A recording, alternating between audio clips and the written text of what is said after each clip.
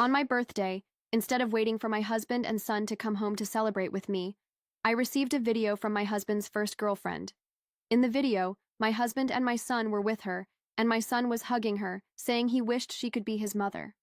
After seeing that, instead of calling him to confront him, I silently packed my suitcase and signed the divorce papers. It was unusual for my husband Dominic to come home at midnight and find the house completely dark. No matter what time it was, I always left a light on for him. That night, he handed our son Grayson over to the housekeeper and went straight to the master bedroom. I was sitting on the sofa with a carefully packed suitcase by my side and the divorce agreement on the coffee table in front of me. Dominic frowned. "Paisley, what is this? Another one of your dramatics?" I didn't have the strength for his criticism. My voice came out calm and firm. "I want a divorce." His face showed disbelief. "Why? Because I forgot your birthday?" "It doesn't matter," I replied, pushing the divorce agreement toward him. "Sign it. Let's end this." He flipped through the pages mockingly. "You're leaving empty-handed? Where will you go without me?" A bitter laugh escaped my lips. He was so sure he had me trapped, thinking I had no one in Herefel and nothing to hold on to. I pushed the papers even closer. "Sign it. Don't waste time." For a moment, he hesitated. Then his voice hardened. "Fine. Divorce it is, but Sonny's custody is not negotiable. You won't get him." Suddenly, Grayson appeared, looking at me with tears streaming down his cheeks. "I'm staying with Dad. I don't want to go with you. You're a horrible mother. A witch." "That's enough, Grayson," Dominic snapped. But Grayson's rage didn't subside. "If you hadn't gotten in the way of Dad and Marisa, she'd be my mom now." I cut the tension with that same cold voice. "I don't care." "Grayson, I don't care about anything. I just want the divorce." That word left Dominic in silence. He clenched his jaw, and his eyes darkened with frustration. "Are you sure about this?" I tossed the pen onto the table. "Sign it. Let's end this." Dominic's frustration gave way to a flicker of doubt. Before he could sign, I grabbed my copy, took my suitcase, and headed for the door. "Tomorrow at 9 a.m., sharp at City Hall. Don't be late," I said without hesitation. Just as I was about to walk out, Dominic grabbed my wrist tightly. "Let go," I said coldly. He sneered. "In such a rush to leave? You already have a lover?" I looked him straight in the eyes. "Dominic, I've never hated you more than I do right now." His grip loosened, and before he could say anything else, I grabbed my suitcase and left. I felt the door shut behind me like the sound of my freedom. The airport was bustling as I prepared to board the flight. Just before I crossed the boarding gate, my phone vibrated. I answered without checking the caller ID. It was Grayson's voice, sharp and desperate, asking me for something trivial. I stayed calm and told him to ask Marisa.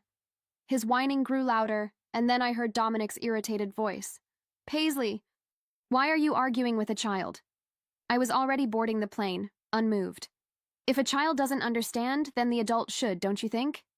As the plane took off, the city shrank beneath my feet. It was over. I had left everything behind. 4 years later, I returned to Herefel, this time for a meeting in the hospital director's office. Jonathan, the director, greeted me with a smile. We briefly talked about my experience in Herefel and my work. Before he could convince me to take on a class, my phone vibrated. I quickly told him I had something urgent to deal with and stepped out. A few minutes later, in the elevator, I saw the Vanderbilt heir accompanied by a mysterious woman. It was Dominic with Marisa. I smiled bitterly. He had accused me of being paranoid, insisting there was nothing between them. But there they were, about to get married. He had never publicly acknowledged me. The elevator bell rang, announcing we had reached the ground floor, and as the doors opened, I came face to face with Dominic. He had an imposing presence, and his gaze was piercing. "Excuse me," I said coldly, walking past him without giving him another glance. He grabbed my wrist, demanding an explanation for why I disappeared without notice for 4 years. I pulled away from his grip. "I gave up my son, Dominic. What right do you have to demand anything from me?" A car honked near the entrance, and before I could move, a man called my name. I felt Dominic tighten his grip on my wrist. "Paisley, who is he?" he asked harshly. The echo of my heels against the hospital's marble floor blended with the subtle ticking of the wall clock. The third-floor reception area was nearly deserted. Only a drowsy old woman sat on a green armchair. and the faint beep of a heart monitor came from a nearby room. I was only there to pick up a folder with the new medical training schedule. Nothing more. Just another day. Then I saw him. He was standing by the coffee machine, taller than I remembered, with a teenage face that still held traces of the child I had once held in my arms. Grayson. My heart skipped a beat. He saw me. His eyes, Dominic's eyes, pierced through me with a slow, painful recognition.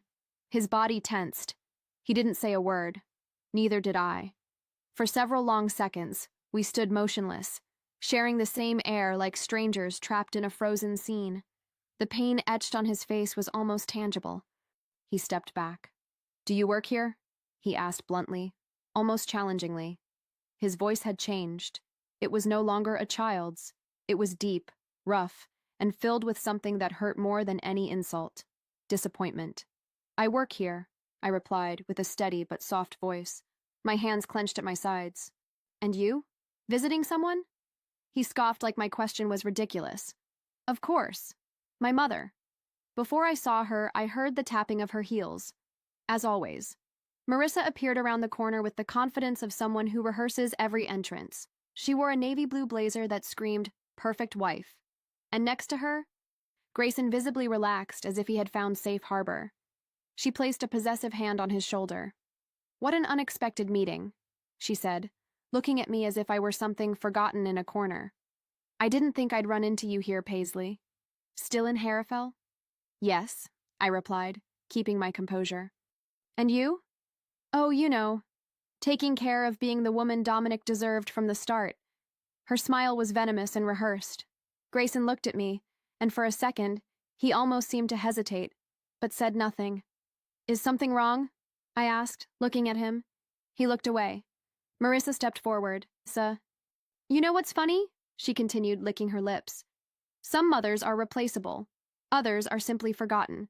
The funny thing is, some women confuse motherhood with manipulation." "I guess some women confuse manipulation with motherhood," I replied in a sharp murmur. "Grayson," she called, ignoring my response. "Let's go get the car. Your father's waiting." They walked away together, but just before turning the corner, Grayson looked back for a brief second and lowered his gaze. I turned to leave, and then stopped. Dominic was standing next to a marble column, arms crossed, his face partially hidden under the fluorescent light. The same dark suit, the same calculated expression, but something in his eyes was different. Darker, heavier. "Are you enjoying yourself?" I asked indifferently. He took a step forward, barely making a sound on the polished floor. 4 years and you just show up. You didn't even talk to him." "He talked to me," I said. "He told me you taught him to forget me. Congratulations. It worked." "You ran away," he said through clenched teeth, barely a whisper. "You disappeared like he meant nothing. Don't come to me talking about what matters, Dominic. You never gave me that." He blinked slowly, as if my words wounded him. "And your new companion?" he asked, referring to the man by the car. "Who is he? Another one of your secrets?" "It's none of your business. So now you're an expert at vanishing and reappearing when it's convenient, huh? Or maybe you never learned how to let me go, Paisley." Jonathan's voice cut through like a gust of fresh air. He approached with a concerned smile, his hands in the pockets of his lab coat. "Everything all right?" "Now it is," I answered, turning slightly toward him. Dominic examined him with the gaze of a predator. "Jonathan," he said, extending his hand stiffly. "Dominic Vanderbilt." "I know who you are," Jonathan replied while shaking his hand, not smiling. They stared at each other for a couple of seconds, just a little too long. "I was showing Dr. Paisley around the hospital," Jonathan clarified, emphasizing the word doctor as a subtle reminder. "We're negotiating a potential hire," Jonathan clarified, emphasizing the word doctor as a reminder. Dominic stepped back slightly, narrowing his eyes.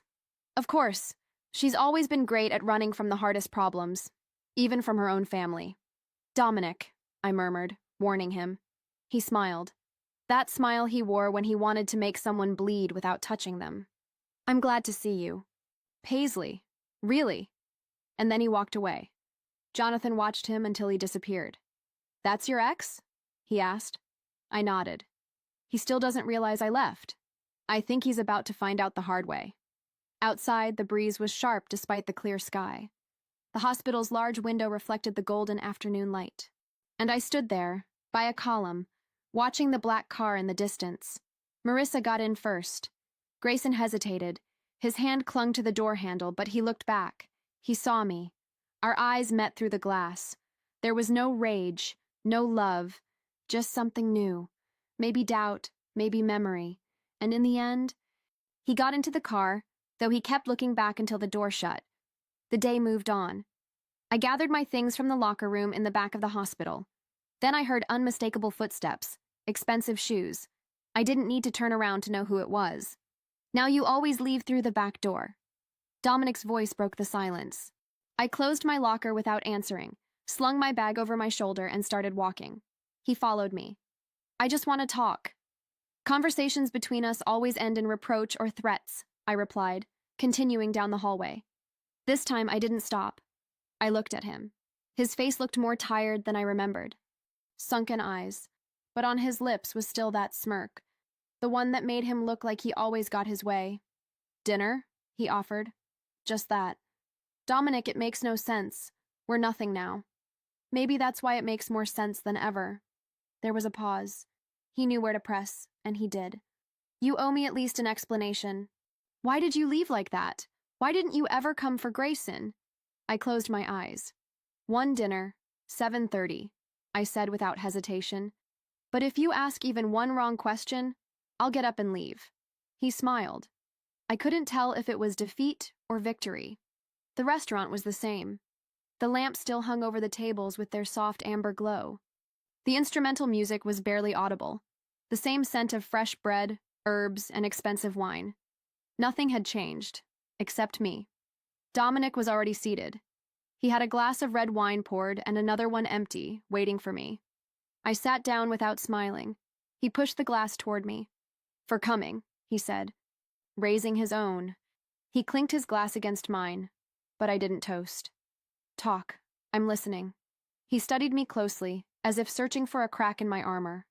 The wedding with Marissa has been postponed, he said suddenly. Postponed or canceled? He shrugged. We're still deciding. I laughed without humor. Funny, I thought you'd already decided everything for me and for Grayson. Do you still care? Does it matter? He leaned forward, holding his glass but not drinking from it. I'm not here to argue, Paisley. Then what for? To pretend you didn't destroy everything? His jaw tightened, though his gaze didn't waver from mine. You know Marissa showed up after we were already broken? You were distant, and I used that to find emotional comfort, he said. You've always had a talent for justifying cheating.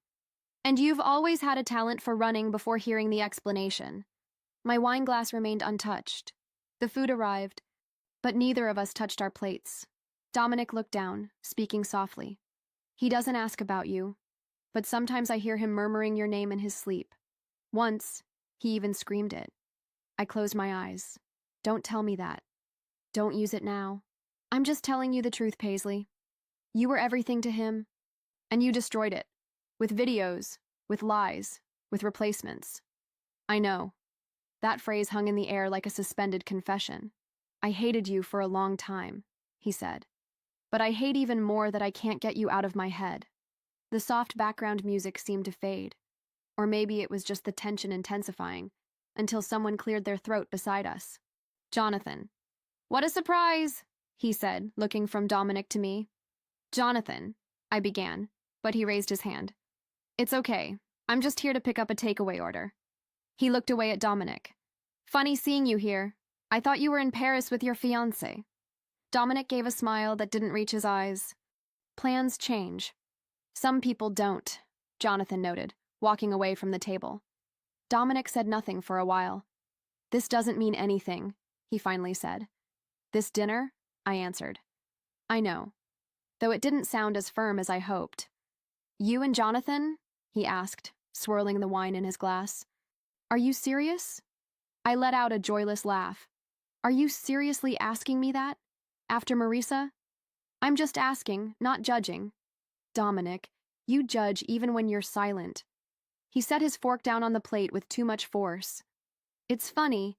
I always noticed the way he looked at you since you arrived in Harrafell. The kind of man who waits for you to stumble so he can be there to catch you. And you always had a gift for seeing enemies where there were only decent people. Silence returned until he murmured unexpectedly, "Does he touch you?" The fork slipped from my hand. "Don't you dare," I hissed, ice in my voice. "It's just a question. One you no longer have the right to ask." He ran his hands down his face. "I'm sorry. I don't know why I asked." "Yes, you do, Dominic. You know exactly why." He looked at me with a deep intensity, full of unspoken words, but he said nothing. I paid my share of the bill, ignoring Dominic's silent look trying to stop me. He stood as I did. "Paisley." "No, Dominic. It was just dinner, just a conversation, and it meant nothing." "It did mean something," I replied. It proved to me that I was right to leave. I turned and took 3 steps toward then I stopped and looked back. He was still sitting there, at the same table, the food untouched, the wine half full, surrounded by the memory of what we once were. For the first time, Dominic looked small. I walked away. The doorbell rang at 7:47 p.m., sharp like a punch to the chest. I looked through the peephole and didn't recognize him at first, but then I saw it clearly. The haircut, tense shoulders, hesitant eyes under the hood. I opened the door. "Grayson." He hesitated, but then stepped into the scent of my home. Ginger tea, old books, silence. It wrapped around him. "I didn't think you'd open." "I never thought you'd knock." He dropped his backpack on the floor. "Marissa yelled at me. She said I was ungrateful just because I asked her the real reason you left. She said you ran off with another man, but I heard Dad say something different." "What did you hear?" "That it was him who sent that video, the one on your birthday." I held my breath. "He said he wanted to open my eyes, that you were unstable. But now I don't know who was right anymore. I don't understand why you left without saying anything." "I was 9. He sank onto the sofa like he couldn't stand. "I really hated you. And still, always. What if it was all a lie? I saw that video, Grayson. On my birthday. Alone, no cake, no candles." He looked at me, unblinking. "I saw you hugging the woman who stole my husband. I heard you say you wished she was your mother. I was just a kid, I barely remember it. But it hurt me so much I couldn't look you in the eyes. I got on a plane and ran away because I didn't know how to face that pain." He lowered his gaze. "Do you hate me?" "No, I only hated myself for believing I was irreplaceable." His eyes welled up. "Then why didn't you come back?" "Because you called me a witch." He swallowed hard, clearly affected, and I was glad he felt it. "Sometimes pain means growth." "I'm really sorry," he whispered. "I just needed a mother who stayed.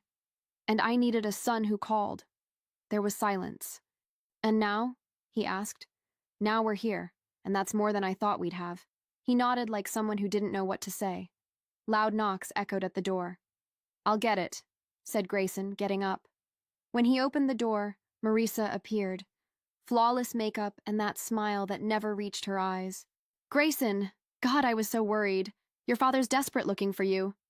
"I know," he replied, not moving from the doorway. She tried to come in, but he didn't step aside. "What are you doing here?" Marisa asked, her smile cracking when she saw me at the back of the room. "He came to hear the truth," I replied. Marisa turned to Grayson. "Her truth? She abandoned you. I was there. I raised you. You trained me. You trained me to hate her, and it worked for a while. But you know what else you did?" She fell silent. "You taught me what it means to manipulate someone. Thanks for that." Grayson tried again, his voice shaking. "Leave, Marissa. Now." She hesitated, maybe unsure of what to say. For the first time, she actually left. When Dominic arrived, the door was already open. Grayson was still on the sofa, drinking tea. I was standing. "I came to get my son," Dominic said, in the quietest voice I'd ever heard from him. "He'll leave when he wants to," I replied. Grayson didn't move. "Did you tell him the truth?" Dominic asked. "I told him enough," I sighed. "I ruined everything, Paisley. You always thought you could control everything, even emotions." He took a step forward. "I still love you. I still remember you," I said. "But it's not the same." Dominic lowered his eyes. "And if—" "Dominic," I cut him off. "What we had is buried. It won't bloom again. Sometimes, love just isn't enough." He nodded in defeat. Take care of him, he whispered, motioning to Grayson. Now he gets to choose who takes care of him. Dominic left without looking back. Night fell slowly. The silence no longer felt heavy. It was comforting.